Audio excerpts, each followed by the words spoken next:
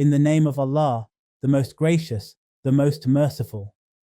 Today we present lecture number 58, which covers verse 135 of Surah Al-Baqarah. This verse addressed the true path, the way of Abraham, AS, not sectarian claims.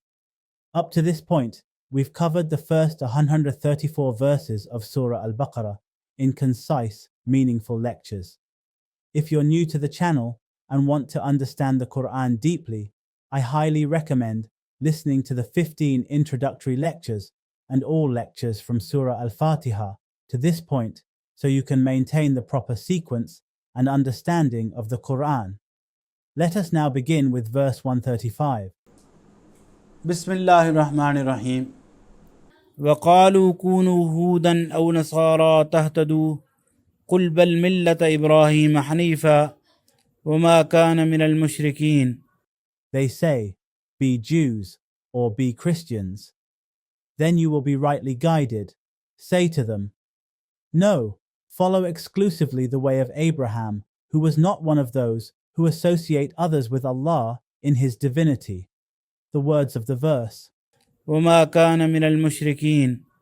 Say to them, no, follow exclusively the way of Abraham, who was not one of those who associate others with Allah in his divinity. In order to grasp the subtlety of this remark, two things should be borne in mind. First, that in comparison to Islam, the primordial religion, both Judaism and Christianity are later products.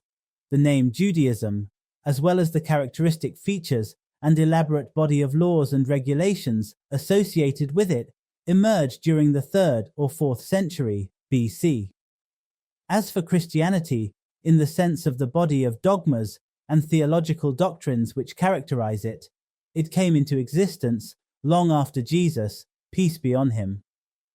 The question that naturally arises is that if man's guidance depends on following Judaism or Christianity, how can Abraham and other prophets and righteous people who are accepted as having been rightly guided, even by the Jews and Christians, be considered so when they were born several centuries before the birth of Judaism and Christianity?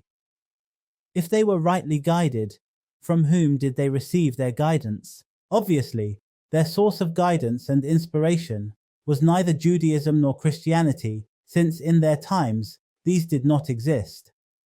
So man's rectitude does not depend on those characteristics which led to the rise of Jewish and Christian particularisms. It rather depends on adopting that universal way to truth which has guided and inspired men throughout the ages.